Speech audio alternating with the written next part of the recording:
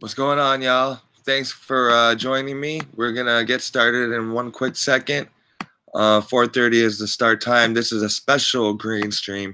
What's going on, y'all? Thanks oh, for there's my joining YouTube. me. We're gonna get started in one quick second. Yeah, we're gonna in the green stream series. You'll see that I have 1, 2, 3, 4, and 5, and so on and so forth. But there's gonna be special offshoots where I just go off and do my own thing and talk about something that is very necessary to talk about at that time. So there's the green stream series, and also there's the green streams where we're talking about things that are crucial to discuss right now. And today is going to be INTACT-ivism and what is it? And you guys are going to be shocked. So stay tuned. Enjoy some music, y'all.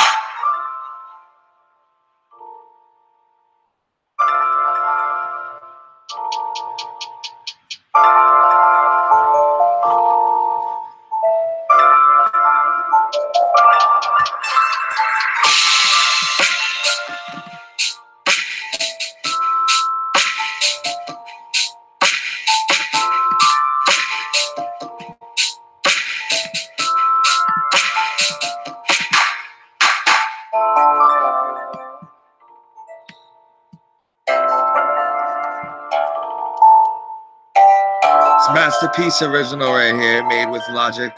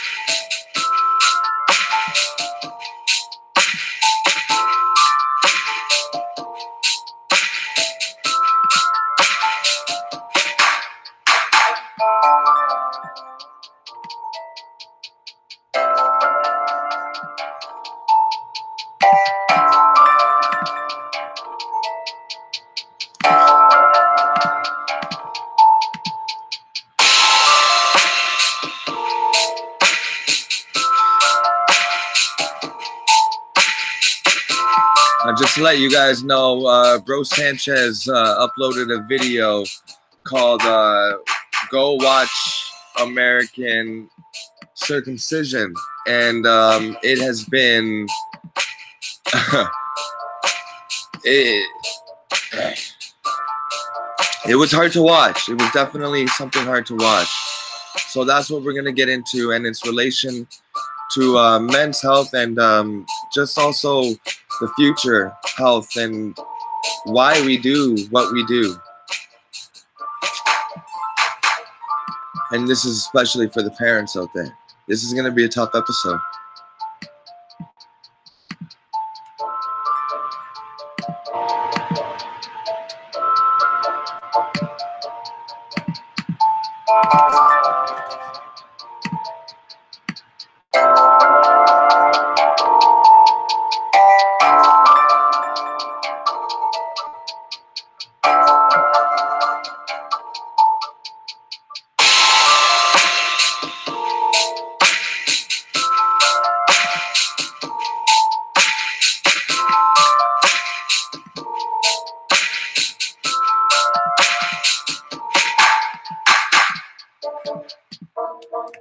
All right.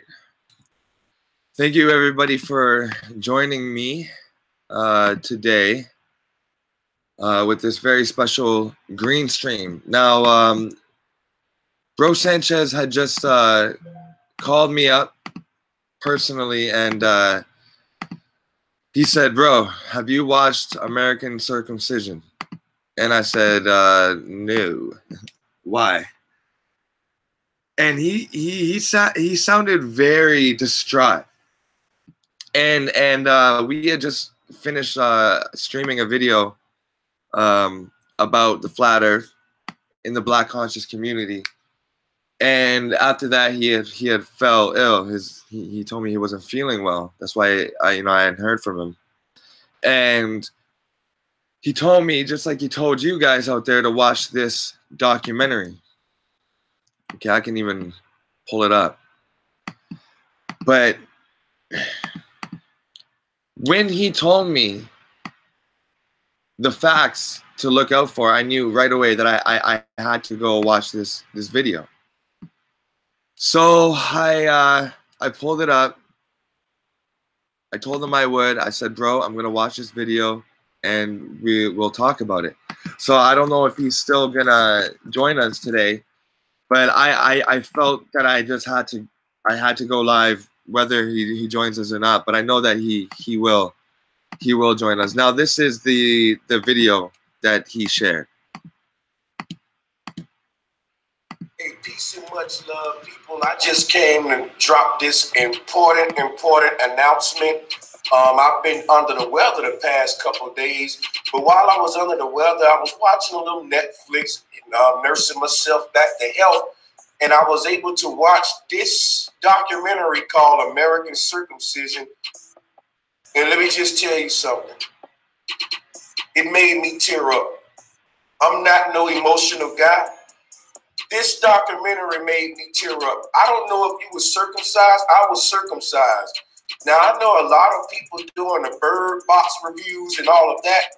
Listen, people, this is the most important video that's on Netflix. And I beg you all from the bottom of my heart to share this, make this go viral, and begin to promote this video. Make sure you go and watch American Circumcision on Netflix. When I tell you this is the most important documentary on Netflix right now, people, I'm very serious here. You've got to go and watch American Circumcision. All right? Fellas, all of you guys probably done your... Now, that was generally what the tone was, and it was appropriate.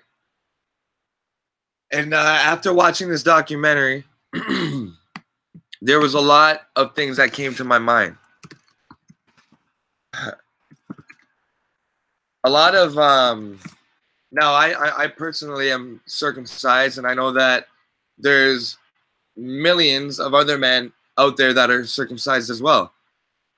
The troubling thing is most of the men are in the Americas. And this is what it looks like. Now, if you haven't watched it yet, you may not know where this passion is coming from. And honestly, right now, to this day, wow, look, Brother Sanchez's video pops up there. But to this day, I mean, look at the equipment that they strap them down in. This is what you're looking for when you're searching Netflix. The American Circumcision. Now, the thing is, okay, circumcision, it is the surgical removal of the foreskin, the tissue covering the head, the glands of the penis. It is an ancient practice that has its origin in religious rites. Today, many parents have their sons circumcised for religious or other reasons. Okay, now I'm gonna stop right there. I'm not religious. My family never started off as religious. Most people watching this right now maybe they could identify as Christian and would go to the church maybe on Christmas or Easter, but you know, or maybe you were fully, you know, fully ingrained into the church. But I started thinking, you know, this documentary, as I'm watching the documentary, and it's telling us where the religiosity comes from. I started thinking to myself, these are the people that have the most faith in the Creator. Well, supposed to, right? These are the people that are supposed to have the most faith in the Creator.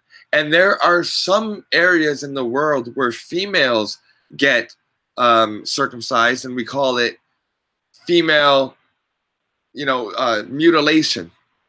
It's a completely different name for it, right? And I think, well, does this act of circumcision among male or female, is it insinuating that the Creator created us with a mistake? Now, let's look at something. I started to think about nature, and I started to think about, you know, squirrels and oxen and dogs and apes and stuff like that. And I say, yes, in nature, they have foreskin. And this, you know, let me start by saying this is not a comfortable discussion, and I understand that. But the reason why it's on my green stream and the reason why it's applicable to health is because mental health is something that is rarely talked about, especially the men's mental health, okay? And you can hear commercials more and more about it, about coming out about men's mental health, actors, directors, so on and so forth. What we do, what gets done to you as a child, whether it's sexually abused, mentally abused, physically abused, otherwise, is going to have long-term effects. And the thing about the brain, the beautiful thing about the brain is it compartmentalizes trauma, okay? And MK Ultra, the UK-based mind control programming that is like so perfected now that they have everybody under MK Ultra control, that is celebrity-wise over there. And you see the symbolism with the butterfly, which is both hemispheres of the brain, which is both hemispheres of the electromagnetic toroidal flow. So let me just show you guys what I'm visually talking about, because this is very deep when it comes to the mind. Okay, so here we have the toroidal flow, and I'm going to need you guys to understand its relationship with the left and right hemisphere of the brain, right? So we have the left and the right hemisphere of the brain. We have the toroidal flow. We see the butterfly.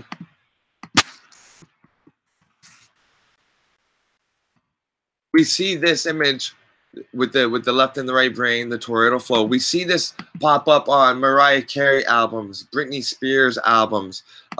People are naming their albums Butterfly.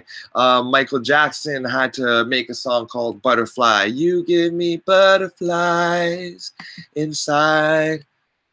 So the butterfly is a huge part of the MK Ultra. Okay. The way it looks like the brain, and the way it looks like it's compartmentalizing different parts of the wing. Here's Christina Aguilera. As also the now this is gonna get deep, guys. The beehive mind control. Okay. When you can traumatize somebody enough, their brain will actually compartmentalize the trauma. Okay, and this is why they I mean, they've taken the symbol of the beehive, which was and is supposed to be revered, and they've made it theirs because they can compartmentalize parts of your brain. Okay. So by doing this early circumcision, the doctors will say that they feel no pain, and you'll have to watch the documentary, and you see the mistrust in the babies. They're fully aware. They know what's going on. They get cold and they get to the crying before they enter the room. Okay, they get strapped into these chairs, and this is called a waterboarding table. That's what they actually call it. It's a waterboarding table. Now, in the doctor's, the Hippocratic oath, it says, "Do no harm." First, do no harm. Never make an incision, never cut. The body's not made with zippers. Dr. Sebi's even said that the body doesn't come with zippers. We're not supposed to cut. Now, a whole bunch of conflicts come to your mind because it's like, tradition. Your parents did it. Their parents did it. You do it for sanitization purposes. And in this documentary, you need to watch the documentary, guys. You guys need to watch the documentary. And after the documentary is watched, and after seeing the data that is put forth, you see that there are reasons why, the medical reasons why to have circumcisions throughout the decades, throughout the ages, was different medical reasons. Back then it was for cancer, penile cancer, and it would develop into other things, STDs, and then to the point where it's at now, it helps protect against HIV, and you have Bill Gates, and you have a lot of Masonic, Illuminati type, elite 1%er type of people pushing the circumcision in America. And at the same time, calling it female genital mutilation in other countries, often colored countries. And you think, well, here in the Americas, it's a very dominant thing amongst Jews and the black or colored race, minority. And it's you start to wonder, is it a type of warfare? And I'm about to show you some things that you may not want to see. So, children or whatever, if you're watching this with kids, now is a good time to not maybe look. But we have to do this because this links into mental health after. A woman that has been defiled as a young girl often shows signs of it in her adult life. And the same thing with a male. A man, when a man tells you that he has been abused as a child, suddenly you see it. Or maybe they don't have to tell you. I have some friends who have been molested as they were younger, and they never have been the same. They were always getting in trouble with the law. Even though in that circle of friends, we all were getting in trouble with the law.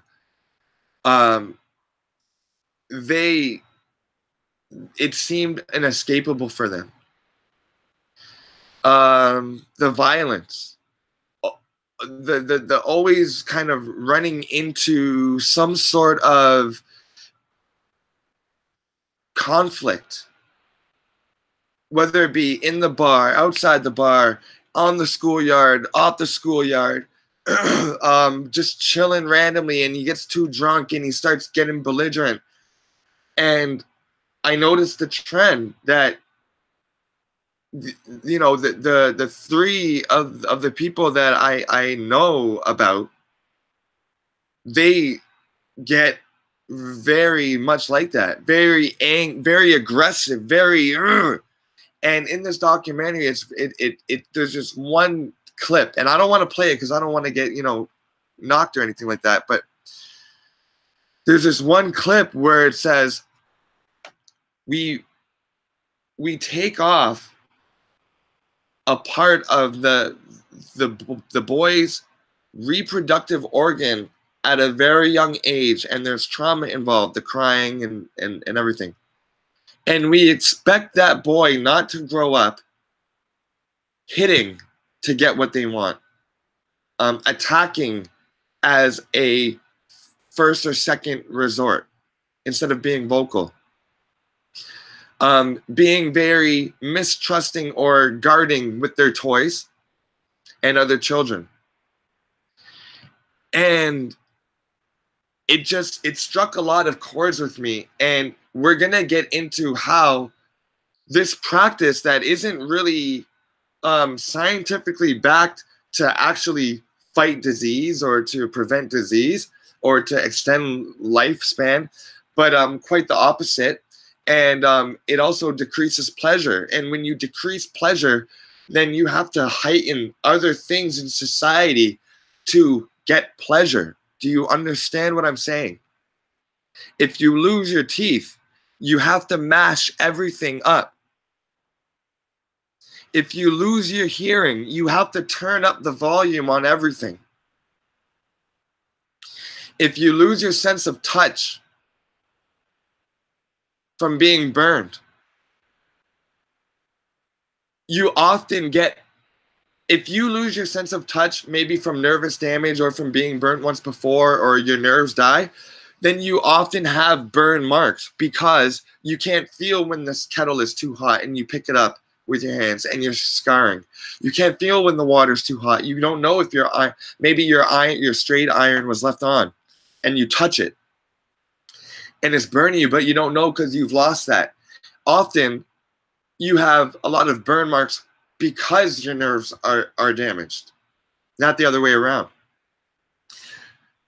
So if you cut off a piece of the skin that protects something that's very sensitive at such an early age, where you can't remember and you can't, because of the trauma and because it was so long ago, and you can't verbally express, oh my gosh, it's so stimulating, like, oh my gosh, like, think about it, you took the foreskin off and then they put the diapers on you and then you go home. Once the anesthetics, the anesthesia wears off, the painkiller wears off, the numbing stuff, you start getting all the sensation back, and you go bathe and you lay in the bed sheets and you put on your underwear basically with this open wound, this sore.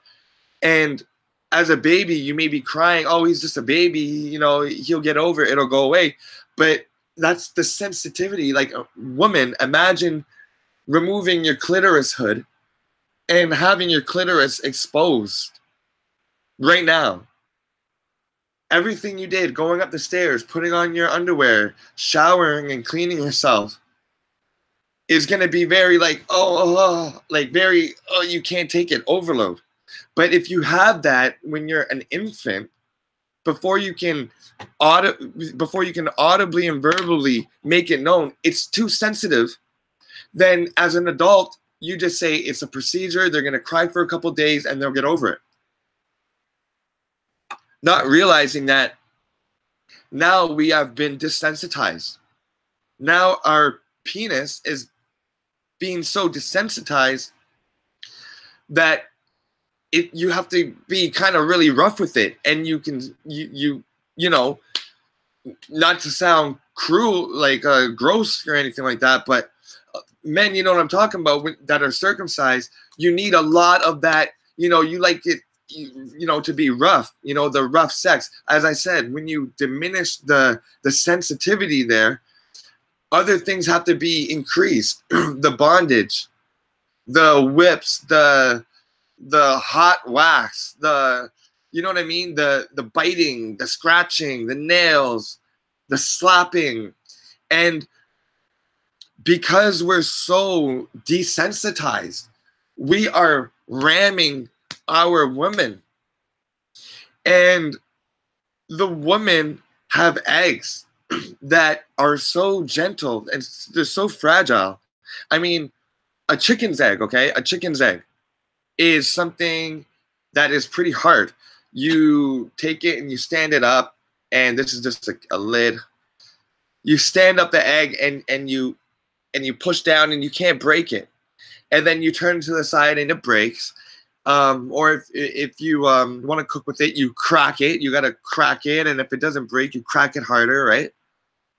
Yet, with those eggs in the grocery store, those salmonella, disgusting, listeria-laden eggs that we buy from the store that are keeping us sick,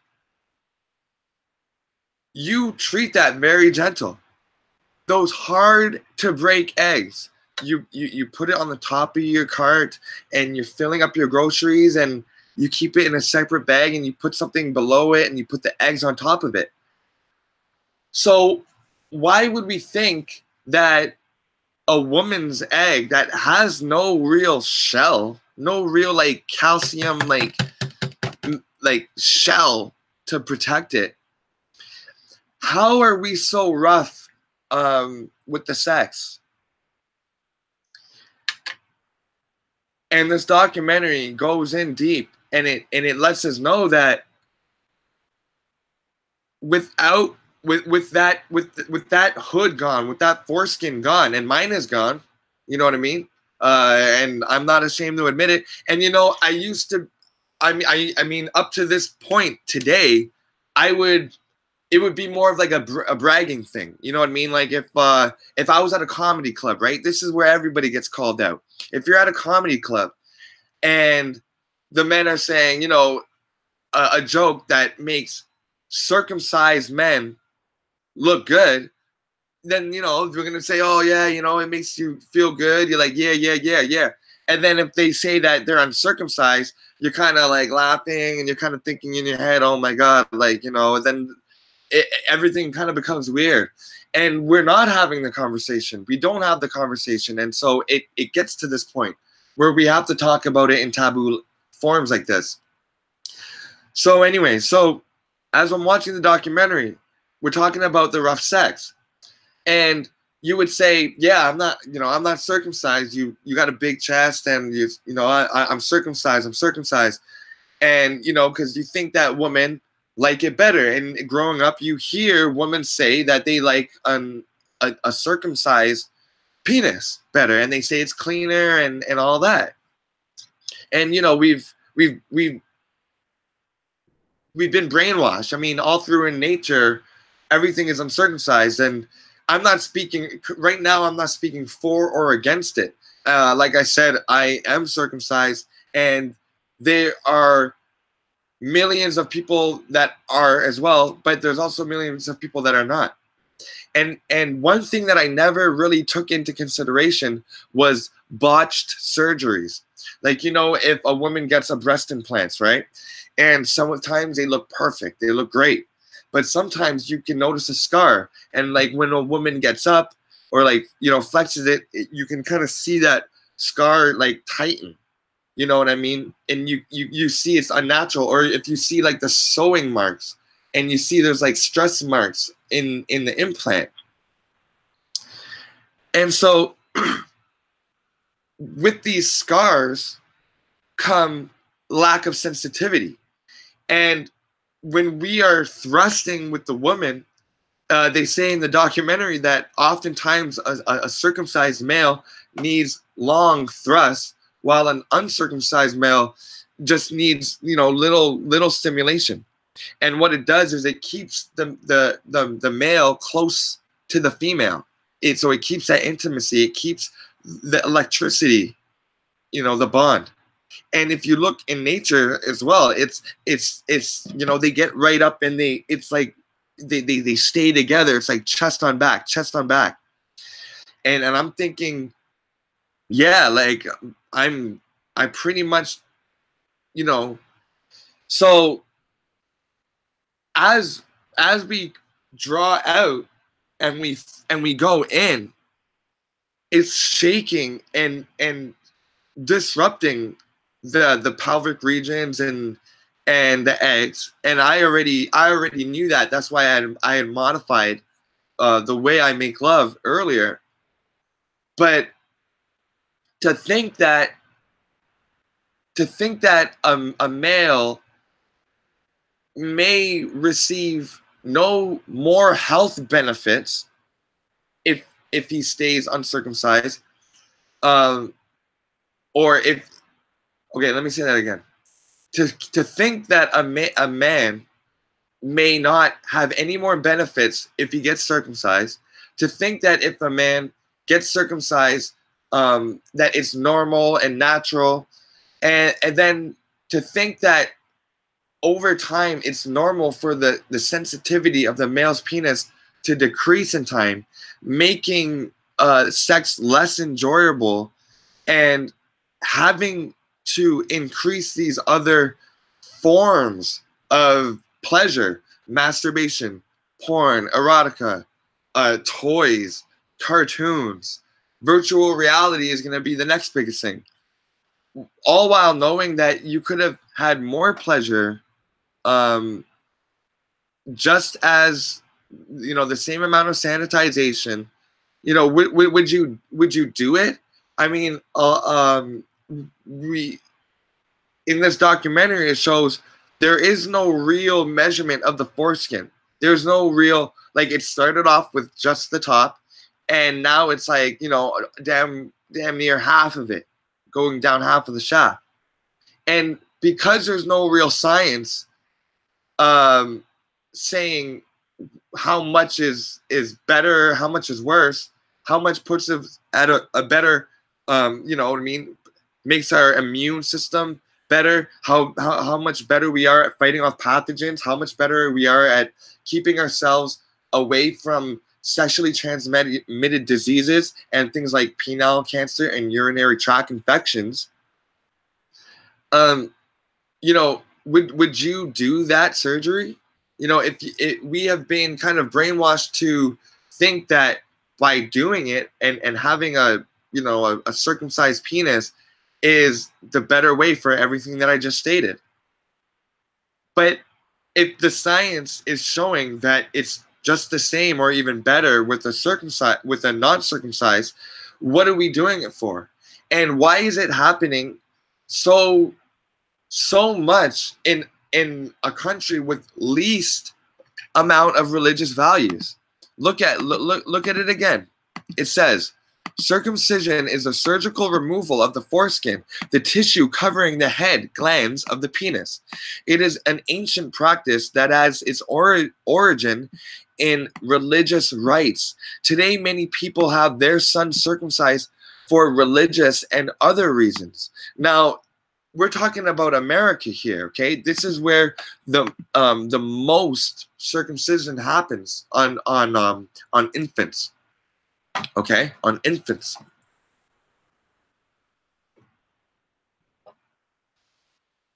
If it started off with religion, and today parents do it for religion and other reasons, but in America, our like moral fiber in the North Americas and our religious adherence is the lowest. I mean, you go to any country in Africa, I don't care. They are much more like deadheaded on religion, much more adhered to their faith. If you go out east, I mean, in India and the Orient, it's I mean, it's, you know, the religion, the spirituality, it's everywhere. You come to America, it's porno, it's baseball and basketball games, it's sex on webcamming, and it's you know, it's Hollywood, and it's drugs, and it's hip hop and shaking the booties, and it's You know what it is. Like I said, the belly of the beast. Go back and watch my video, the belly of the beast. It's 5 o'clock. How can this be happening to infants on the largest scale in a country with the lowest amounts of reasons for it happening? If it's happening because of religious reasons mostly, why is it happening here so much, right? And why are we shaming other countries for doing it to their women? So I'm thinking to myself, yeah, this is not right. Like vaccinations, they should all be done when a child has their consent. A lot of times when when I'm reading articles about eating meat, how healthy is it to raise your child off of a vegan diet? The dangers of a vegan diet. Will your child's brain develop correctly on a vegan or vegetarian diet without the protein that it needs? And as I'm reading, it says parents, get this, parents should actually raise their children on a typical American diet until the child is ready to do otherwise, to avoid resentment. They're spinning it in such a way where they're saying, yeah, feed them the cows and the fish and the chicken, basically all their favorite barnyard animals, and then wait for them to make their own decision, by the time they're addicted to it, of course, and see if they want to embark on this dangerous and very experimental diet, when really it should be the exact opposite, okay? It should state, raise your children on plants and vegetables and fruits, you know what I mean? The stuff that doesn't have cancerous growths and tumors growing out of it.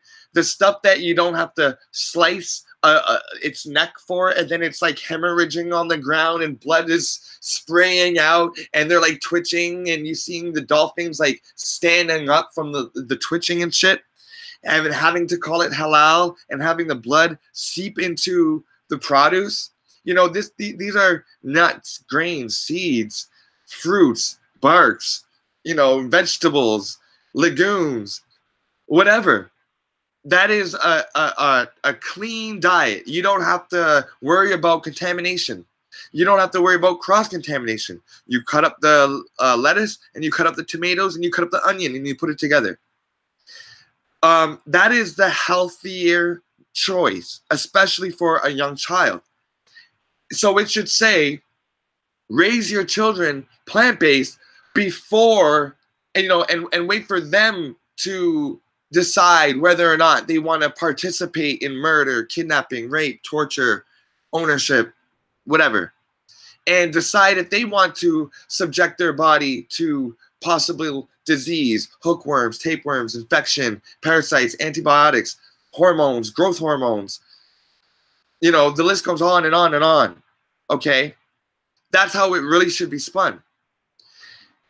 And the same thing is happening with the circumcision. It's get your child circumcised before their consent, and then later on see if they're resentful towards you or not. Well, shouldn't we be leaving children? Now, I'm not for it or against it. You know what I mean? I've just found this out. I got to do more research into this. They said at the beginning of the documentary, there's a wealth of information. So I'm gonna go explore that. You know me, and I'm gonna bring it to you. But this is breaking news on the Green Stream. Okay, now wouldn't it make more sense to say leave your baby intact, full, whole, and let them decide whether or not they want to cut something off, whether or not they want to pierce, whether or not they want to cut or nick, or whether or not they want to space their ears out to this big. or their lips out that big. It you know, I'm circumcised, and you know, my family is, my dad is, you know, my siblings are, my cousins are. But I'm thinking to myself, you know, right or wrong, healthy or unhealthy, sanitary or unsanitary, it's still abuse. It's still inflicting somebody's body and taking off a piece of something, mutilating somebody's body before they themselves are old enough to understand why. And a lot of times, women are given the consent form for the circumcision while they're still drugged up, you know, while they're still getting over the pain, getting the drugs out of their system from you know, the labor, the most intense pain they've ever went through. And you want to go and ask them a question that needs a rational head when the mom is just, she's just given birth. So y'all, I'm gonna show these images, and if you've let your child look back because I didn't, you know, do it before, time to look away again. And I'm not gonna show any images of like crazy like penises or like being like mutilated or like, you know what I mean, and weird stuff. But I wanted to first preface this with saying we do this to animals. We cut off the tails of animals, young pigs, for the purpose of what? So that they don't clip them, and so that they don't have to spend more on antibiotics in the future. You know what I mean? So we cut off the ears, and of course the sound. And of course the sound is just, I mean, it's startling, and you can't, it's unbearable. And you know, hey, what do they need their teeth for, right? They're on a farm. What do they need their teeth for?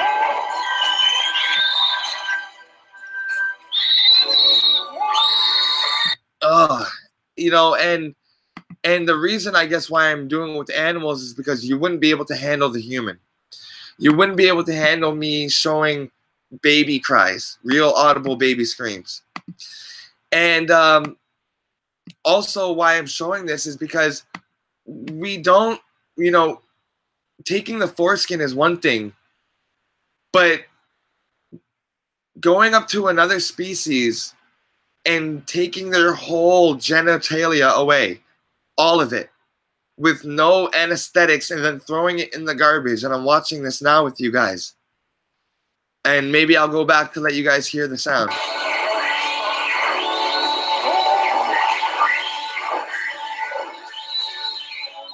It's unbearable.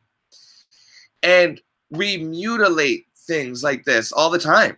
I mean, we're not just doing it to the animals, guys. We are actually now doing it. I mean, not now. We've always been doing it in the hospitals for religious purposes. What does that even mean? Like, how is it affecting your spirituality? Okay. Well, I'm gonna share with you guys how. Now, we're talking about removing a little bit of skin. Look at this horse, this baby horse, this calf. And look what they've done to it. I mean, no anesthesia, just cut it off. And we say because it's an animal, they can't feel it. Because it's a baby, they can't feel it. You know, or maybe if they do feel it, they're so young that they're not going to feel it for long, and they're going to forget about it. But we talked about it already, guys. That beehive mind, that MK Ultra mind, that hive mind, putting that compartmentalizing of the personalities. If you go through, look at this. They even got a sister with it. If you go through, if you get into a car accident, okay, In order to cope in your everyday life after the car accident where you just saw your baby and your mom die, go through the windshield, in order to cope after that, in order for these celebrities to cope, to go on stage night after night and talk about whatever the people want them to talk about, interview after interview, they have to have their mind compartmentalized. The trauma has to be sent to one place and able to be recalled at any time they want it. That means that if you say, you know, clap, clap, hocus pocus, boom, that old compartment from the old hive comes out and is now that personality. Now that Beyonce is that Sasha Fierce. Okay? Now the Puff Daddy is P. Diddy now. Okay? Now Christina is X-Tina. Everybody, how many different personalities does what's her friggin' name? How many personalities does that Nicki Minaj have? Nicki Minaj is like 5 different boys, 3 different girls, and they all get brought up in different situations of stress. Okay? Each era of their life simplified by another form of the stress. Okay? These celebrities are going through, as adults, what we have all gone through as young babies. We have been, now remember, the thing is that I am not for or against it yet right now. But don't you want to wait till you're older to make this decision? Because if you get strapped down at any age, it's not about the mental memory that you have to worry about. It's the physical memory that you have to worry about. And this is a tool that they use on humans as well. Now, this happens all the time: debeaking, castration, branding. And you say, well, you know what? It doesn't happen to humans, so I'm okay. But I'm here telling you it does happen to humans. And whether or not my dad had it done, his dad probably had it done. Okay? Now it's expected that I do it to my child. Now, I don't have a baby boy yet. And if I had a baby boy on any other day but today, I would have done it. But now I gotta think about it again. Because when you look at child abuse, isn't it interesting how men's mental health is something that's not talked about? You know, you hear about it. Stars and celebrities opening up about his mental health issues, something that is very taboo. And you're seeing now on commercials and now more in shows where men are coming out and men are cross-dressing and men are exposing their, you know what I mean?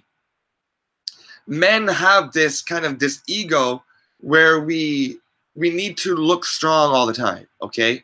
And we have built this up over time. And it's in our nature to want to appear strong, I guess, for the female, right?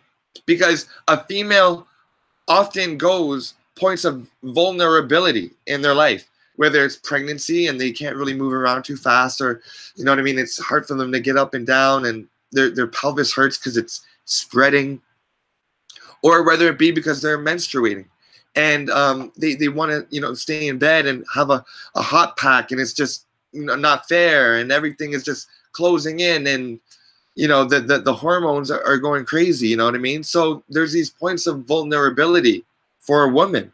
And I suppose that men, we built up this strong exterior to always be strong no matter what, and to never ask for help.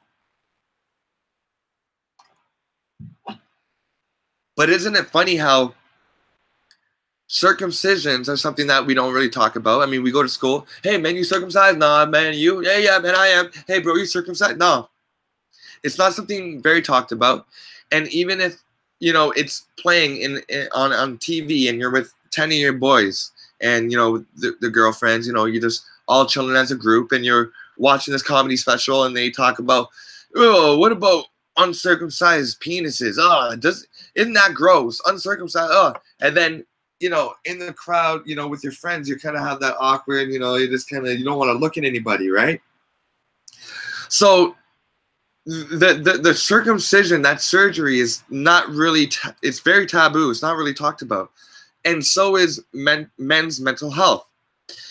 And also, if they have a whole new, a plethora of evidence right now, the BBC something, the UK, there's a big study done in the UK just recently that wrapped up within the past month that showed the correlation between like over disciplining, like spanking like all the time, you know, pulling the pants down, getting the belt, or getting the belt to the face, or like I got the belt everywhere, everywhere. I mean, I would run and the belt. You know, I'd be at a party, I do this, you know, family party, you know, pull down your pants. I do something wrong, pull down the pants.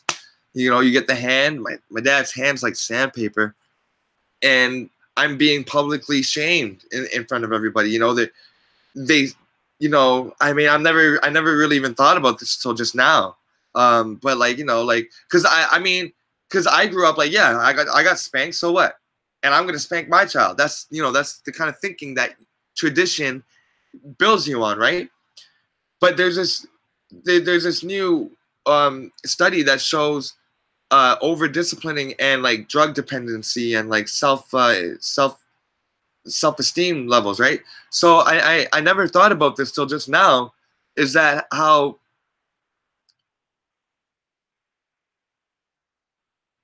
when I would act out in public, you know, at like a family party or something like that, and my dad would pull down my pants and grab me and put me over his knee and spank. I never, you know, that's how I was raised, okay? I don't care. I don't hold any ill will towards any of that. That's how we were raised. Those were the times, okay?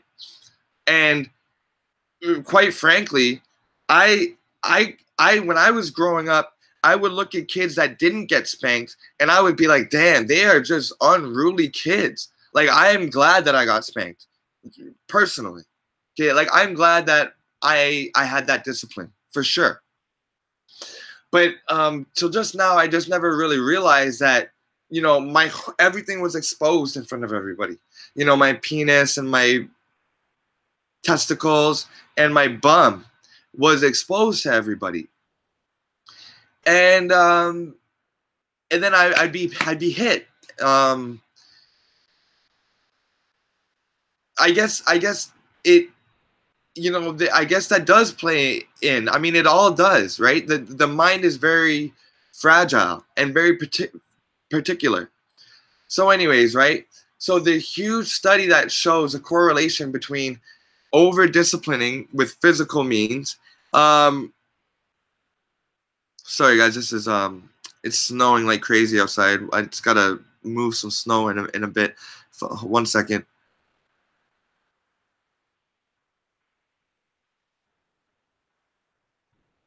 Okay. It shows a correlation between a physical means of disciplining and drug use, lying, trust issues, relationship successes. You know what I mean?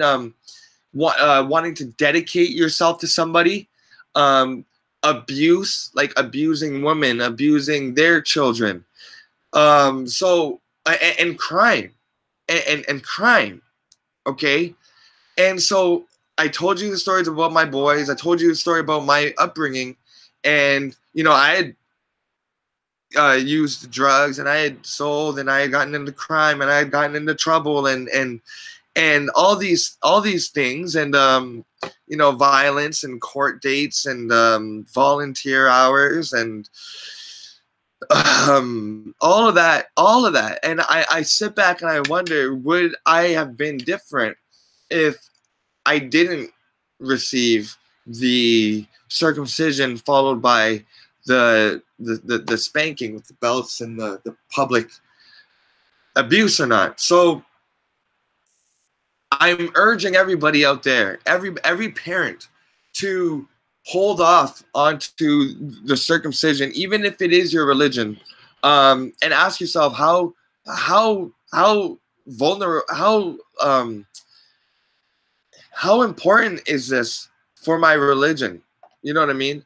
Because if the Creator has created you like He had created the deer and the moose and the tiger and the lion and the lynx and the grizzly bear and the polar bear and the dog and the,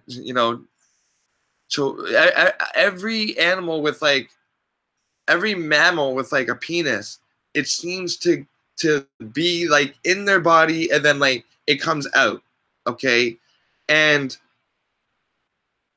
we're about to switch it very deep right now, and we look around and that's happening in nature. So before you decide to do that to your child, your little boy, ask yourself, is God really going to shut the gates of heaven, or ignore you and ignore your prayers or whatever your belief is, because you have actually left your child intact? And that's what INTACT-ivism is. This stream is called, it has INTACT-ivism, and that's what this movement is. It's a movement about keeping your child intact until they want to make that decision themselves. Now, let's bring this into the chakras, because we already know. I mean, and if you don't know, then I know who I'm speaking to out there, okay? And the people that I'm speaking to are going to speak to their people, okay? Because I'm a leader in my family. I'm the one that's sharing the newest knowledge with my family. I'm the one that's making the conversations at dinner time very uncomfortable with my families. The ones that when it's time to go to a baptism, I'm the one that's not going and speaking out.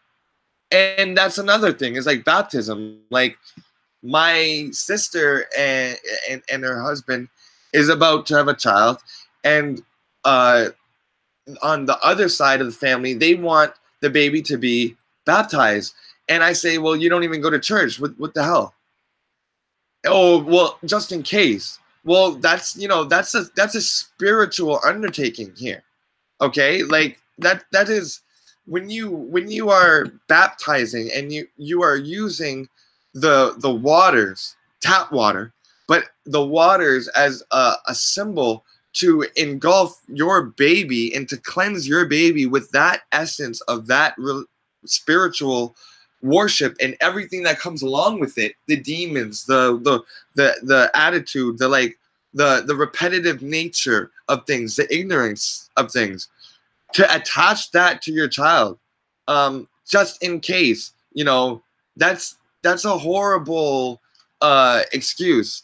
And that's what happened with me with the circumcision. My parents heard, their doctor said, well, it helps against disease, and not without picking up one book, without looking at one, third-party peer-reviewed study or whatever. They said, okay, yeah, let's do it. That's how it was done to me. It says it in the Bible somewhere. And then I come to find out that it's spoken out in the Bible. Like they speak against it. So now look at the chakra system, people. Now, I tell you to eat a rainbow. I say, eat your red berries and your watermelon. Eat your oranges and your papayas. Eat your lemons and your gooseberries.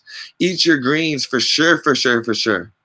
Eat your, what's blue out there is that's actually lacking blue. We're lacking a lot of blue in our reality. But what you want to be doing is you want to be drinking and breathing a lot of clean water and taking in a lot of clean ozone. And also, not to mention the blueberries and stuff like that, but there's also waters such as Klamath crystals, K-L-A-M. Let me pull it up for you guys. Klamath crystals, so that you can feed that blue part of you and that indigo part of you that we also don't often get to clean. So that's blue-green algae, everybody. Blue-green algae. I used to have this. Now, get back to the chakras. When a traumatic experience such as circumcision happens to a baby, because as a baby you're wondering what the hell is going on. I just want my mom. Where's my mom? And they're operating on you here for no real reason, as the documentary is going to show you. There's no real reason why we circumcise other than preference, okay? I mean, if it's not in the Bible, if it's not in the Torah, you know what I mean? And if people are doing it for religious purposes, but they can't really find it in their religious text, and if they say that it's for the health reasons, but they can't really find any health backings to find that it is much more safer, like without a shadow of a doubt safer, okay, then there's no real reason to do it, okay? Now, this is what you would call deflowering someone. Oh, she was deflowered. Oh, okay. Now it's red. The woman bleed. The men on the inside of your penis, it's red. Okay. This is, and it's not like pink. It's like red. You know what I mean? It's deeper. It's not red, but it's deeper. Okay. When we look at the trauma that's done here, and we talked about the compartmentalization, where are we locked energetically? Where are we locked down in during that procedure? Our hands and our legs are strapped down. They call it a waterboarding table for children, okay? Baby waterboarding table.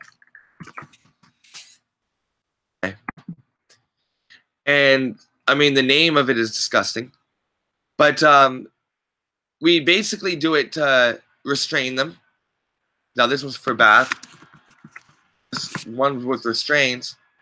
It's extreme. I mean, you see these chairs in things that are extreme. You know what I mean?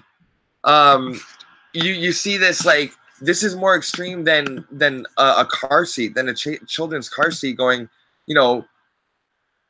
80 miles an hour. So to strap somebody down into this, the baby knows already, once it touches this cold, hard plastic, and it knows what's happening. It's a trauma, okay? It's a form of trauma. And you got the knives to go with it. You got the anesthetics.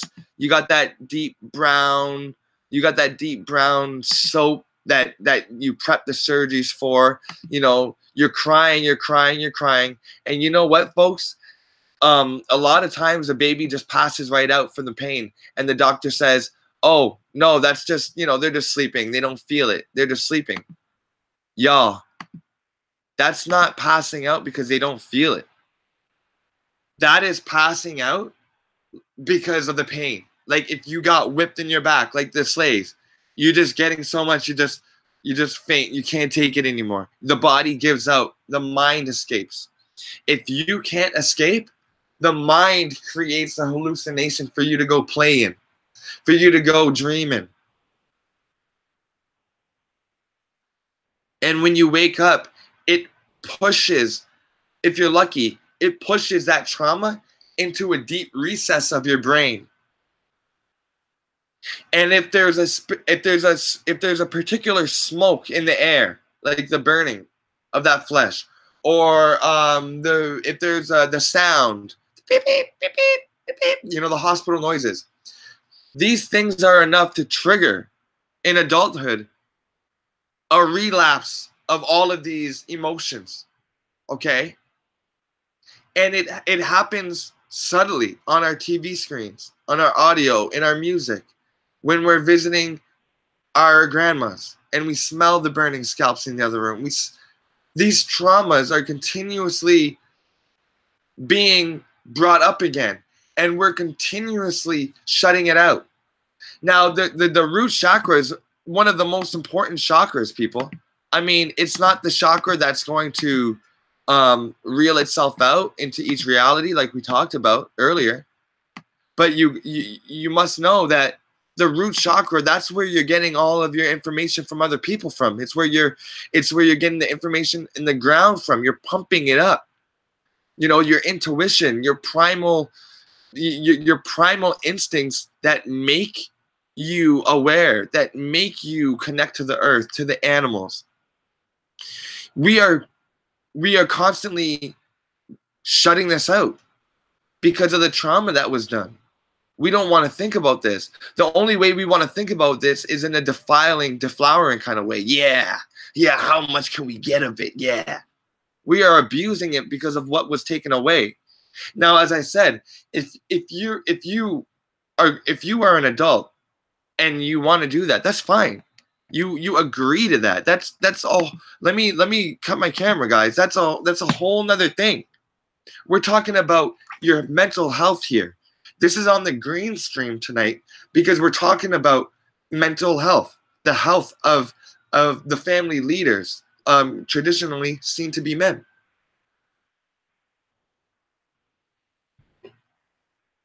How can we ignore this? If you attack something and you degrade something, you know what? It's a perfect. Go to the stream I did. Go to the water and the topics, the topical poison stream I did, and you will realize that I talk about what when your body is left in a deficit, when something is taken out of your body, something is taken from your body, like when you eat meat and it takes calcium from your bones, okay? Your body is now going to be left in a deficit, and it is going to try to recover that which it lost through the same means of that which took it. So you're going to be constantly going back to that. When you get abused by that boyfriend, you're going to constantly be going back to that boyfriend or constantly be going back to that situation to put you in that abuse, because it is that abuse has taken your self-esteem. Now, to get that self-esteem back, you need to go to the very mean person that will feel like they're going to validate you to give you that sense of self-esteem. Okay? So when you defile or deflower against the will. Now, remember when I said when you're an adult, it's not traumatic. You go in, this is what's happening. I'm getting the surgery done. This is what I want. But when you do this to a child who just came into the world, who doesn't even know how to speak, can't communicate properly, when you lay them on that table and they don't know what's going on, but they feel like something bad is going on, you are taking something from them.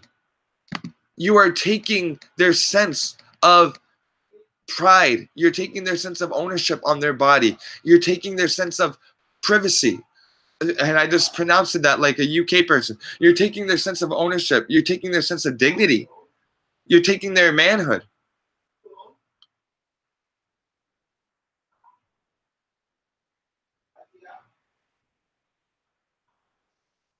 Now,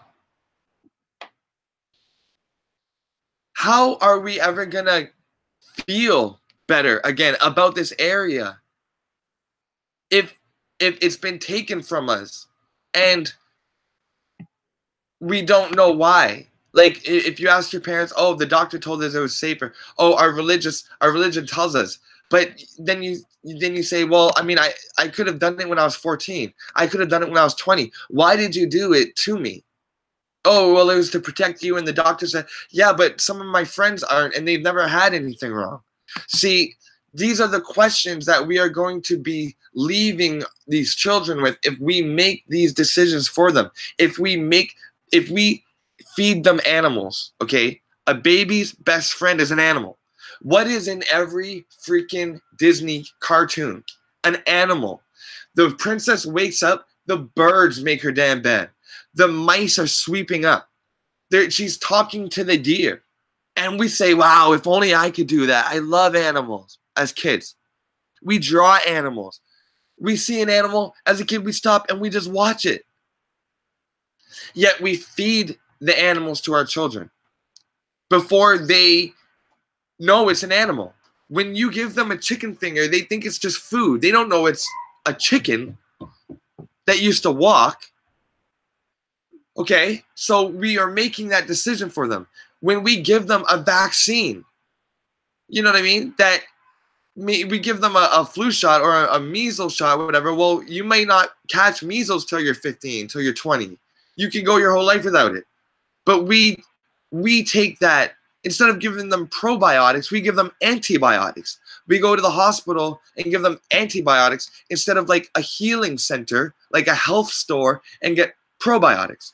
We go to a place where people get diagnosed for death and give them antibiotics instead of taking our children to a place where everybody's in the know about health and there's moringa and probiotics everywhere. You know, you're like a Whole Foods. Instead of taking them to a Whole Foods and giving them probiotics, we go the other route.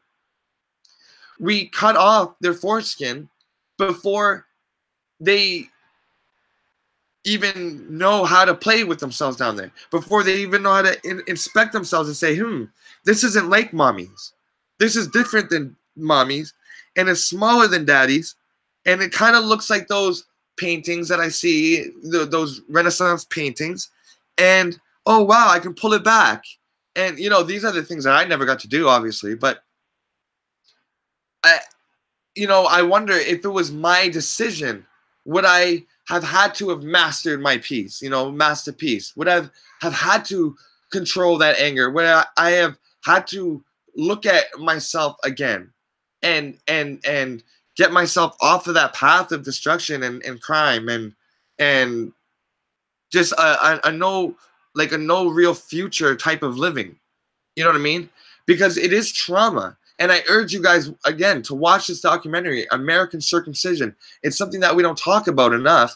But if we're going to relate it to the chakras, how are we ever going to respect that place? You hear the men as young boys, the majority of the men in America, which, basically domineers this whole world cultural identity, and the whole, it steers our whole kind of outlook on what's attractive and what's not attractive and what's manly and what's not manly. It's the America doing this.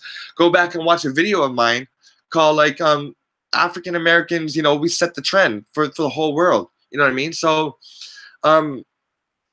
how can we ever expect to put down the porno and really look at a woman for what she is and not think about this head, not think with this head before we think about, with this head?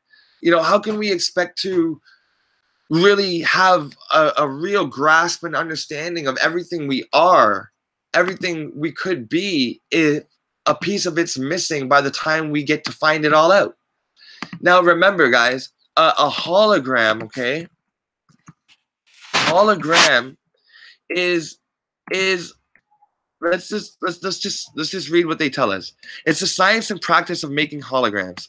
Typically, a hologram is a photographic recording of a light field. Okay, so photographic recording. Okay, so let's call our eyes the photography, our minds. Let's call that the photography. Okay, our senses.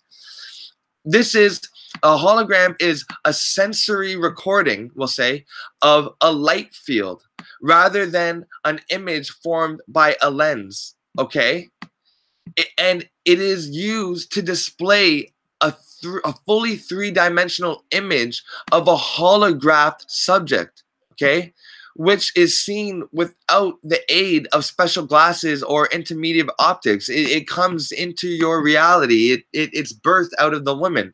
Okay, not with any lenses. It's the whole light field. It's the whole light field. The whole electromagnetic light field, the aura. Okay, that's what we're talking about here. That's what your hologram is. The hologram itself is not an image, and is usually unintelligible when viewed under diffuse ambient light. It is an encoding of the field as an interface pattern, seemingly random variations in the opacity, density, or surface profile of the photographic medium. Okay, so when we read about the fractal nature of holographs,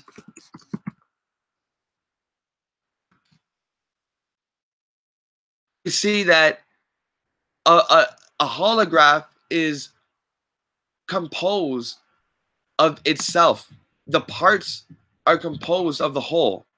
Okay, the hologram's parts are composed of the whole. Now this is about to get really interesting.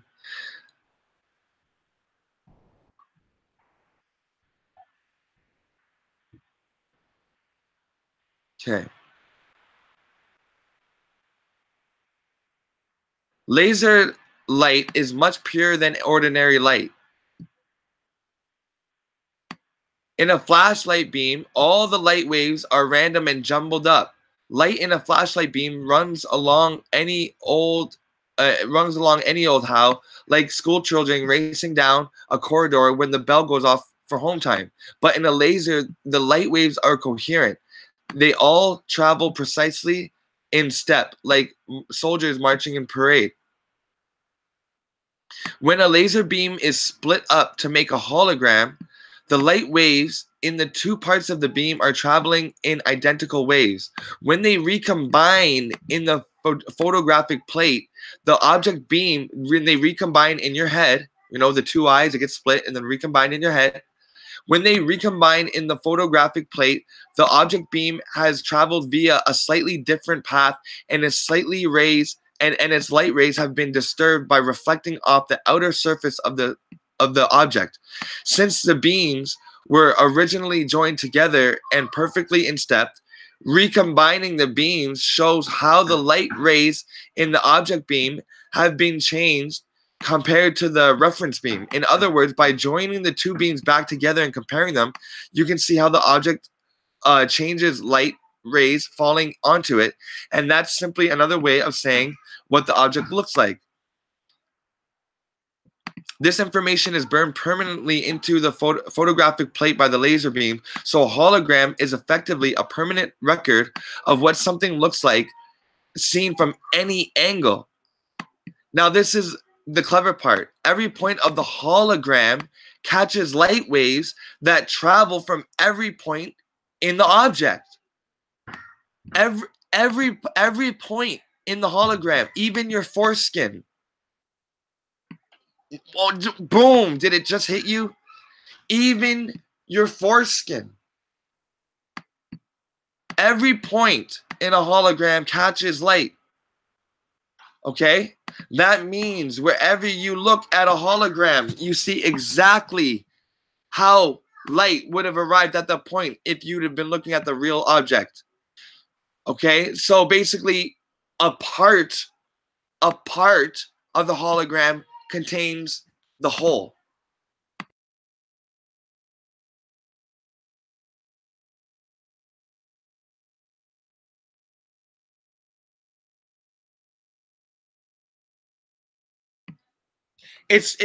Once you really, sorry about that, guys. Once you really put that together, and what it's saying is when you take and I just this is all coming round table, guys. If you guys are following these green streams, you already put it together.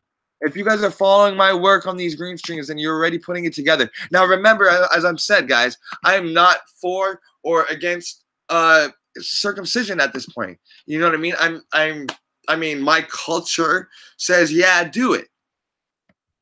So I mean, I'm what I'm doing right now is I'm sharing with you guys what I'm finding out live. This is why it's not in the sequential order of the green stream 1, 2, 3, and 4. These are the offshoots of the green streams that are breaking news that we have to talk about. Now I'm gonna share it again and go back. For everybody that knows about the green streams, already knows where I'm headed. A part, as we just read, the part contains the whole, okay? The part contains the whole. In reflexology, you can hit one part of your foot, and because it contains the whole, you can actually affect a targeted region of your body, all from the foot. If you want to affect the lungs and heart, you can press here. If you want to affect the descending colon, you can press here. Okay? I talked about that with the colon. Do not get your colon removed, because your colon is a part of your body, and you're part of that. That part of your body that relates to it is your colon. So here we have the ovaries and the testes, and if you get, if you stimulate this part of the colon, it's gonna stimulate back to health your ovaries and your testes. That's the thought. But if you cut it off, if you cut off that part of your hologram, because it contains the whole, it's going to affect your ovaries and testes anyway. So if you're an overeater and you want like a bypass surgery, or you need something taken out of you, just know that you're not just taking out that part of you. You're taking out everything that goes along with it. When you take out that part of your colon, you're taking out the necessary sensory defense mechanisms for that related part. So the ear here, okay? There's little hairs in your ear. There's your inner ear. There's moving parts of the ear that make you hear. If you take this part out, you're going to be more susceptible for infections. The wax production may be out of sync. The equilibrium, you're going to affect yourself. If you take out this part of the colon, it might affect your lungs and how it opens and closes, and you know what I mean? How effectively it takes in oxygen. Now, the other way is you can reverse it when you look at this. If you, for example, if you smoke, right? And you have all these parts of the body representing different parts of the body, and we see here that this part represents your lungs, okay? Now, if we are damaging the lungs, what do you think that we're going to be doing to this part of the colon? Do you get it? Do you understand how it's all one? It's all a projected image of one thing split up so that you can miraculously see it happening. It is one thing. You are one energy divided up into many, many different parts so that you can specifically fix yourself, okay, should anything happen. Think about that, guys. Think about how amazing that is. If you had a box, okay, with all of these moving parts in it, and your box is designed to tell you the time, and you look at the box one day and it's not telling you the time. What time is it, box? And it's not answering. How are you going to fix it? You have to open it up. You have to open it up, and you have to go inside. You have to open up your PlayStation, your Xbox. You got to get inside of it to open it up. Well, thankfully, we've already been opened up. Look.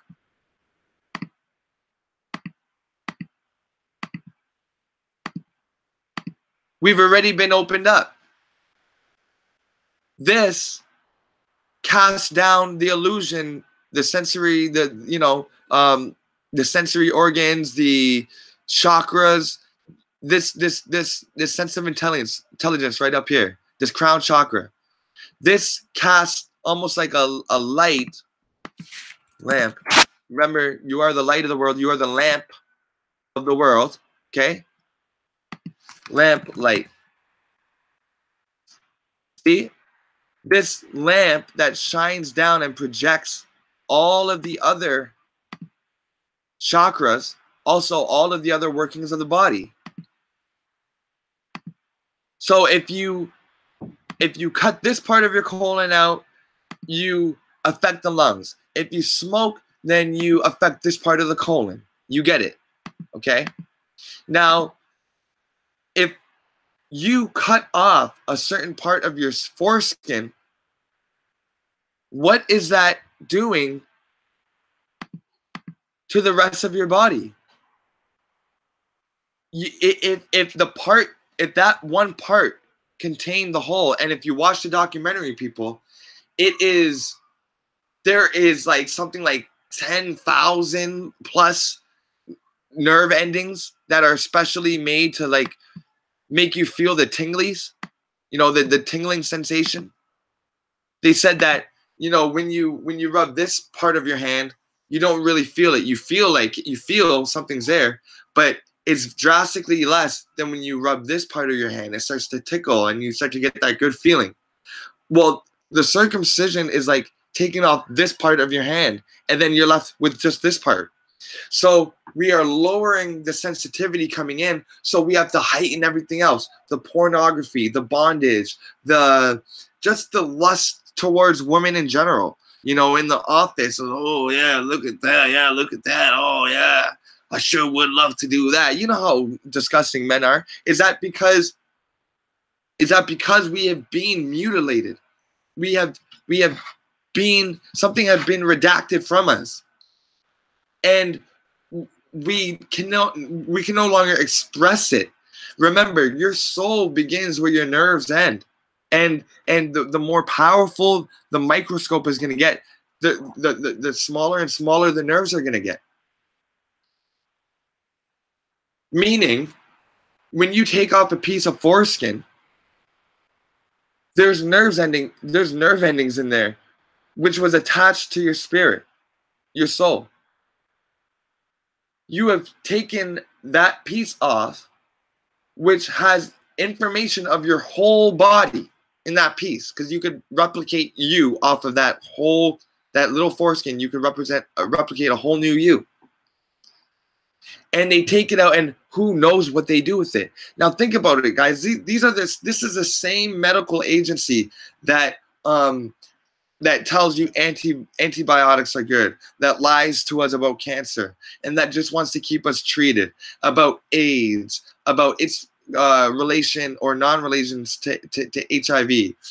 This is the same medical establishment that still uses mercury in shots, that use mercury and other heavy metals on syphilis, and actually are the ones responsible for advancing syphilis to the second and third stages.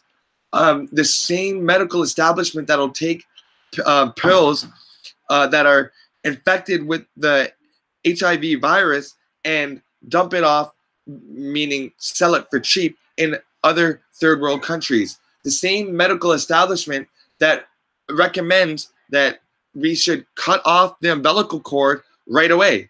The same medical establishment that wants to have your babies in the open light and in the open air, quick, with rubber gloves.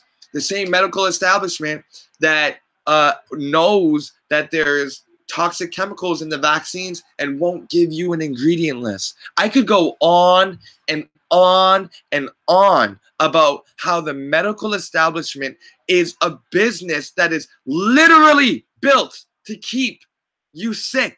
People, literally built for that. The amount, I don't want to be flagged and arrested, and I mean, fuck it if I am. I don't want to be this person that holds this in any more than I should, any more than you should. I am making these green streams to keep us out of the hospital. Growing up, watching my grandpa deteriorate in a hospital, watching my sister being prematurely born and put on that bed with the plastic over it, seeing the advice that the doctors gave my mom when she got Bell's palsy and like half of her face sunk, and the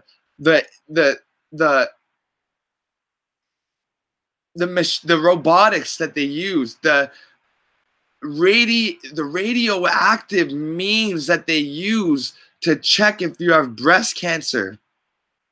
And then over time, it gives you the breast cancer, the very thing that you were there to check against. So Okay, radiation causes cancer. And then the doctors say, come in to get your breast radiated so we can check if you have cancer. Oh, you're clean. Come in next year. Oh, radiation. Oh, you're clean. Come in next year. Radiation. Oh, you're clean. Radiation. Oh, wait, there's something there. Uh-oh. Come back in a few months. Radiated again. Oh, it's growing. Let's radiate it again. It grew since the last time. Well, what the heck do you think is going on? I said this before. My daughter fell back. She had all these. She had a backpack on. It was too heavy. She fell back, landed in some weird way, and fractured her wrist, like a hairline fracture. I took her to the hospital. Other than a sort of emergency like that, I cannot bring myself to bring my daughter to the hospital. To tell her what to tell me what I already know. Yeah, she's sick. I know that. I know she's sick. She has phlegm. She doesn't feel good. She hasn't pooped, which, by the way, is the reason why your child ever feels sick. It's because they haven't pooed. They haven't pooed. They should be pooing 3 to 5 times a day, your child. But they haven't done. When's the last time your child has pooed? And how big was it? Was it a dry poo? Did you see the colon indentations? Sorry, y'all, I gotta chill out right now. Woo.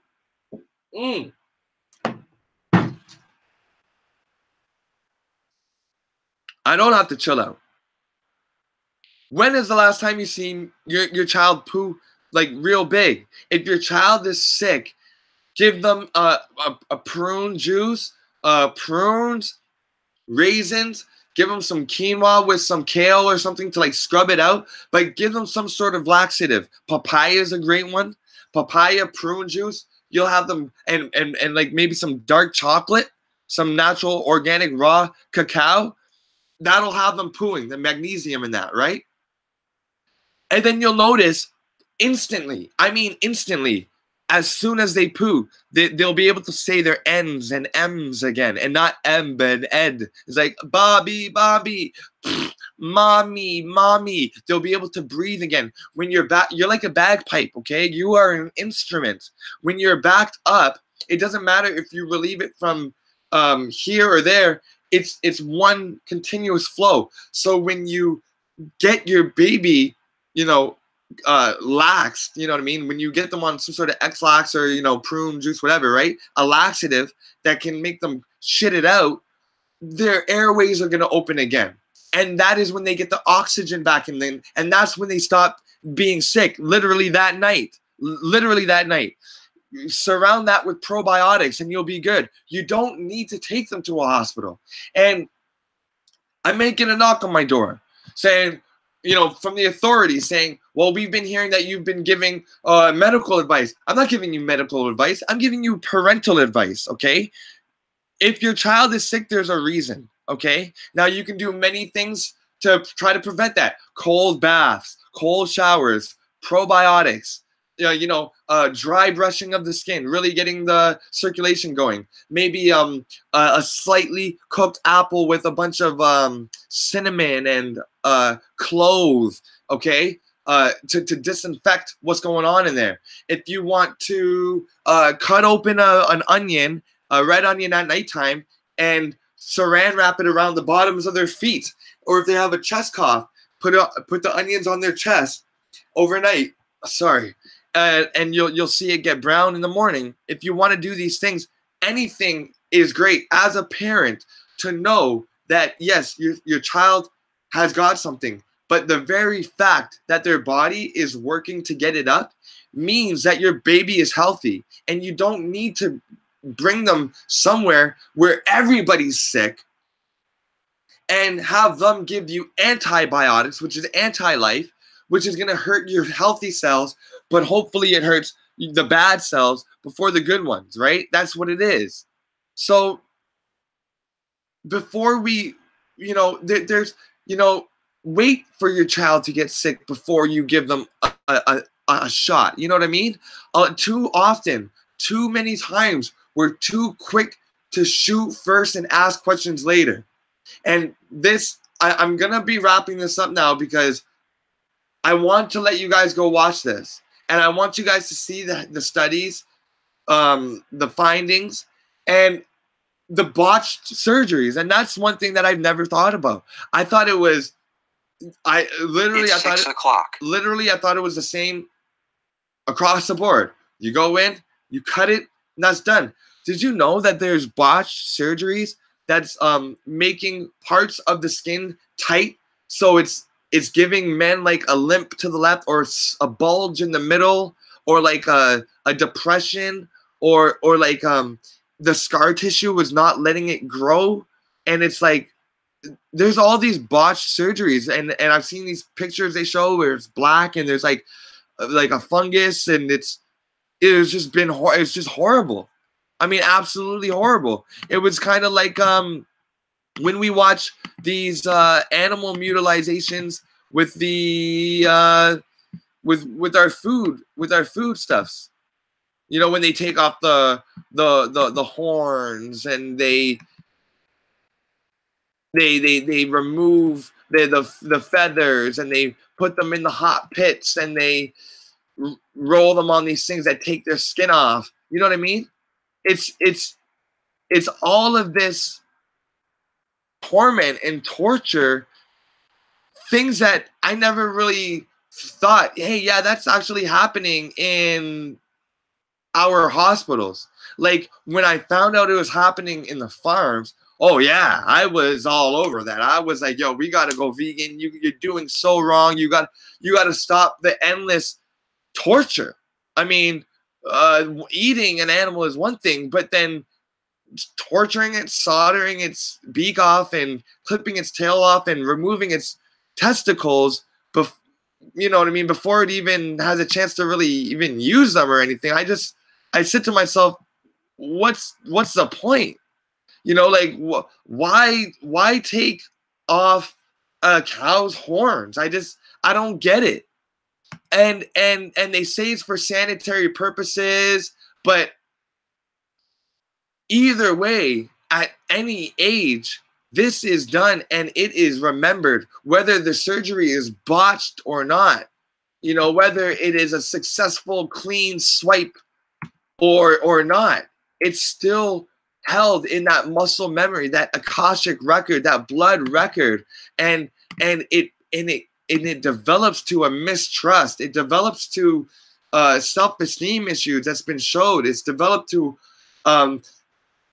enacting violently on others in school, reacting, defending. It's a whole host of mental issues. So it's something that we have to talk about, and it's something that I feel that we have to let our children decide when they're old enough, and we have to keep it clean. I have a little girl, and I have to keep that area very clean down there. And if I had a boy and it wasn't circumcised, I suppose I would just have to keep that area just as clean. And that would be on me as a parent. But it's not on me as a parent to remove a part of my child. Like, I had my tonsils removed, okay? The tonsils are your body's indicator of danger, okay? They'll swell up and hurt when you're on the wrong diet. Now, I had mine removed, and my parents are looking at me like, oh, there's something wrong with our child. Bring them in to the specialist, right? To the medical establishment. And they say, oh, yeah, it's just take it out. What? I was born with tonsils for a reason. Just like I was born with ears for a reason. Could you imagine if I kept on hearing a ringing in my ears, or if I was deaf in one ear? I went to the doctor and I said, hey, I'm deaf, or I keep on hearing this ringing, and they just say, oh, just cut it off. What should have happened was my parents should have changed my diet. If something is going past the tonsils, dairy, candy, red dye, number 24, you know, food coloring, gelatin, a whole host of chemicals.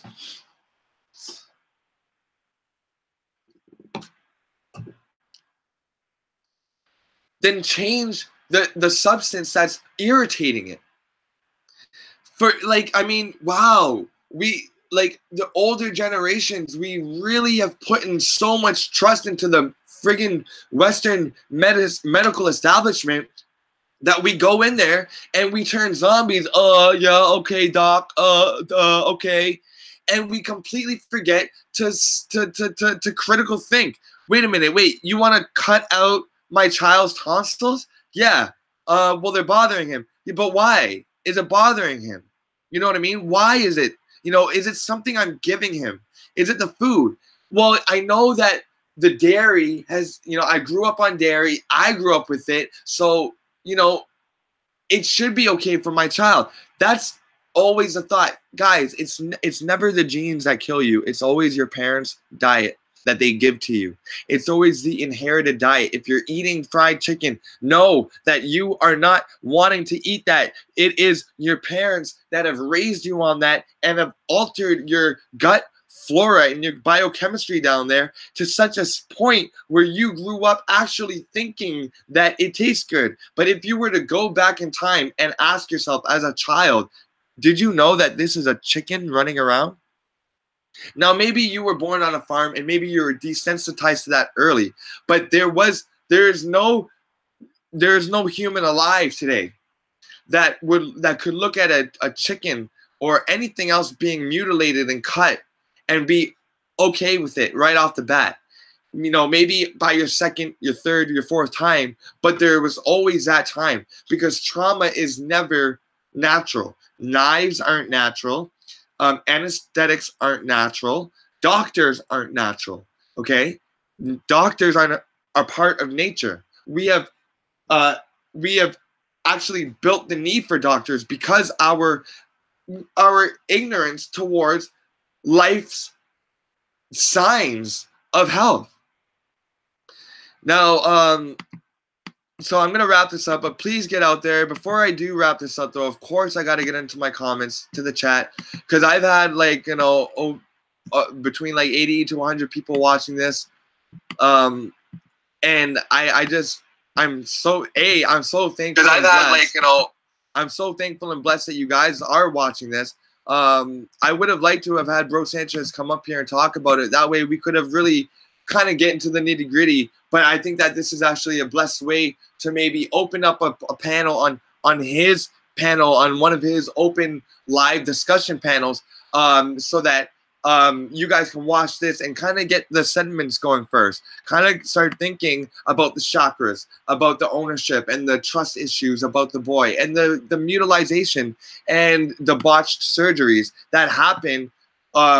Like, I mean, at least 100,000 happen every year. Botched surgeries, 100,000 men coming out and growing up with penises that are shaped after penises that which surgeons think that they should look like, and also just botched surgeries, just pure mistakes and accidents. And wow, I mean, it takes a lot of guts to talk about this as a man, especially as a man that has been circumcised, such as myself. So I just wanted to say thank you guys all for your support. SA1, King JJ II, Robert Humphrey, MJ Givens, Brandon James, Inquisitive Bunny, Robert Humphrey. I'm just reading you guys' comments here and all the support here. No Breaks Chase, Joey Silv. You guys are all in support of this, like for real. I'm shocked. I was really nervous to do this. Marissa Cook.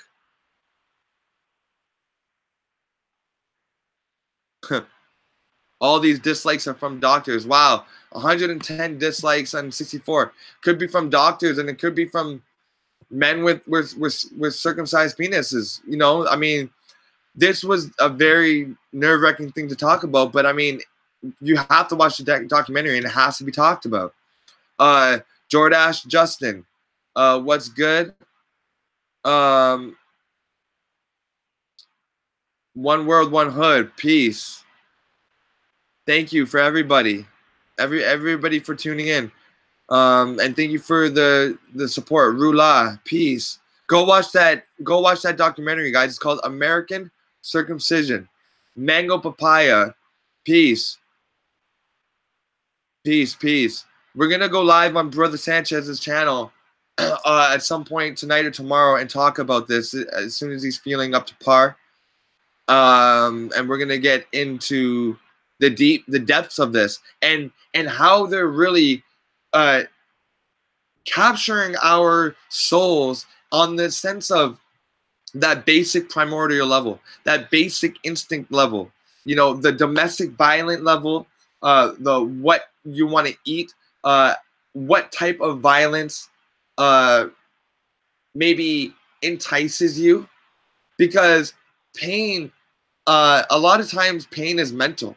And I feel that in our society today, a lot of people are upping the ante for pain because they're desensitized to it. You know, the pleasure, like we said, once you chop off that pleasure bearer, you know, once you chop off the protector, the foreskin, and you leave it exposed and you grow up desensitized to it, like the back of your hand as opposed to the front of your hand, then everything else stimulation-wise needs to stand up. It needs to step up. So we are okay maybe with the exploitation of women in pornography. We are okay maybe with the cartoons that are showing too much. Or maybe we're okay with little girls wearing too little. Or maybe we're okay with really, really rough, hard, maybe body-damaging sex that is not natural. It's not passionate. And it's really based off that real, like, you know what I mean? That, like, that bondage type. It's not that, you know, we get made fun of for making love in the hood. You know what I mean? Oh, you want to make love? No, I don't make love. I fuck, nigga. That type of mentality, could that be where this is coming from? The fact that, like, 1/3 of you's taken at birth, that has so many nerve endings that connect to your soul, that give your soul a type of an expression and a unique angle of expression, and without that, and with that traumatic memory being blocked into the recesses of your mind, but still having that physical akashic memory still remain, is it too much to postulate that we are as foul as we are today because of the removal of that foreskin? Was that the fall?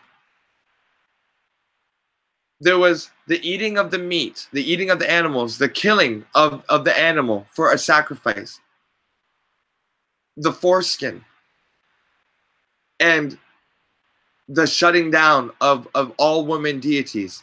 These three is the triple trident that I am now seeing is working in conjunction with each other. Killing animals, okay? Killing animals, seeing yourself as separate from nature. Eating the animals, eating decayed filth that takes nutrients from your body. Your body, a hologram. If it takes nutrients and leaves you in a deficit, it is diminishing your hologram, changing you. Getting circumcised, not having the pleasure, not having the soul be able to express itself in the many facets that it should be, because your body is a hologram, and taking off a piece of it renders your soul unable to express itself in the full capacity and magnitude that it should, along with keeping the mother, the very foundation and giver of our life, our porthole, and disgracing her and allowing us to act violently on all other life forms. I think these three things in conjunction with each other are very they're very telltale signs to me that the whole fall happened with those three things. Those are very telltale signs to me that they are linked, interlaced, interchangeably. You know what I mean? You have the desecration of the life giver, the mother. the desecration of her son, and then the desecration of her son's best friends, which is her animals. And we have warfare, relentless pornography. The European pornography is probably some of the worst pornography that you could ever find. It is horrible. It is so. It is not even pornography. It's not. It's not. It's disgusting. It's something else. These three desensitizing factors all give away ownership and promote mistrust. You're feeding me animals. You're calling it chicken fingers and whatever. But as a baby, I didn't know that was a real animal that I love. Boom, I don't trust you. I'm hearing information about the foreskin actually being important. And I wouldn't have to have these long thrusts, and I wouldn't have to have all these weird things done to me to feel something in order to ejaculate if I would have kept my foreskin, if I would have been asked about it, maybe if I was old enough about it. That's more mistrust. And then third, telling me that everything that in society was built by men, and then coming to find out that men wouldn't even be here if it wasn't for women. And that the women were the original, Godhead. If these three things, they completely, look at the wars that we spread on Mother Nature. Look at the wars that we spread on her animals, her air, ourselves, each other, which is the same. It's creation. It's creation against creation. So I'm gonna let you guys reminisce and just really think about that. I want you guys to go check out the video. It's on Netflix. You don't have to support Netflix if you don't want to. You can go watch it on, I'm sure, anywhere else. It's 2009. Happy New Year's. And in this New Year's, I think this is, I have to say this now. Moving forward, I don't want any more division or divisiveness. I'm seeing this medical establishment. I'm doing these green streams, and I'm seeing people in the comments, talking about they don't eat meat and trying not to eat meat, and then they're emailing me about their family. It's hurting the family. So, in this new year, it's all about unity, and I have to focus on how we're gonna bring the family structure together with this healthy eating, with the self-healing. When you heal your grandma, and when you heal your aunt, and you heal your mom, and that bond is created, and that bond is more special than anything else, that family bond. And or whatever you call family, whoever's there, whoever's got your back for you, whatever your family is, whatever you define that as. But by being able to take care of them to the maximum capacity without taking them down to this goddamn westernized medical establishment, that is the goal. That is my goal moving forward into this 2019 year. And of course, of exposing the system, exposing this flat earth, free energy truth. I really hope to get onto some free energy devices right here in my basement. So thank you so much for everybody. Thank you for Adam Geringer. I already Baja Flat Truth. I already named Terry Seabrooks. Everybody, much love. Please join us soon. Stay on the lookout because Bro Sanchez will be going live. He's all the way on the West Coast, so the time is different. He's gonna be going live, talking about this, and I'm going to be joining him on that panel too, because he's going to bring his energy and passion, and I'm going to bring how INTACT-ivism can help men's mental health moving forward. Right now it's snowing like a mother out there, and I'm contracted to go move the snow and keep it clean so people don't be breaking their necks. And it's also how I help support my family.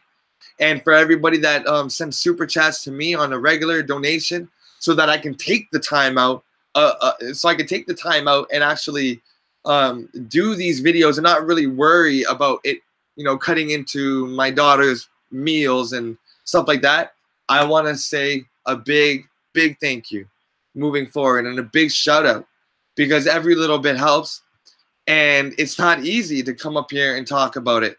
But being able to get off here and say to my queen and say and look in my family and say, yo, I know I just spent like 2 or 3 hours away from you guys, but I was doing it for the benefit of the people. They helped support us. You know, we can go get some fresh kale now. You know what I mean? Like there's a symbiotic relationship. You guys donate to me, I give you guys unadulterated, unauthorized, 24/7 round the clock advice. Man, if I opened up my email right now, which I want to actually talk about, you will see a lot of people. Actually, maybe they don't want their names to be shown. You'll see a lot of people messaging me, and I'm encouraging you guys all to do that. Like, don't let these people's donations go to waste. Like, don't let me just come here and live. Anybody can live stream and get donations. I see people get donations off live streaming about bullshit, about just literally live streaming about sports and athletes. So I know that if I'm up here doing something about that can actually literally help you guys, your family, we're to the point where you can say to your doctor, wait, doctor, you know, my mom has Bell's palsy. Her face, you know, you diagnose her face and you gave her these pills to help her nervous system get the feeling and the movement in her face back. If I, Master Peace, can help you guys, give you the information about soursop and mushrooms, and to help regrow the nerves and to help re-automate the face again, isn't that worth the donation? That would be an earned donation. So and I don't want donations if it's not earned. I don't want to be able to just come here and just talk about whatever and get it. And I see that happening a lot, and it is what it is. But I just thank everybody out there who just joins me and takes this information, who writes me, who reaches out to me and says, "Hey, Masterpiece, thanks, good job. I appreciate, you know, your advice. Now my baby wakes up without mucus in her eyes, without the sleep in her eyes. Now my baby breathes through her nose at nighttime." You know, a lot of other things that people are just, I don't know if it's personal, but I guess if I don't give you the names, different types of nervous failures, fasting, different types of people experiencing different things when they're fasting, people going through things with their baby, people have newborns. They want to rate me, hey, what should I give it in case it gets sick? And then I end up giving them, hey, well, these are the foods you should give it so that it doesn't get sick. And then if it does, this is what you know what I mean? So I'm an open book. Please utilize me, people. So let me just wrap this up. Kevin Jansen, thank you so much, Masterpiece. Keep it up. Great work. Much love and respected. Thank you. Salute to you. I really do appreciate that. Rafael Sanchez, how's it going? Much love, man. Much love back to you. Peace and wholeness.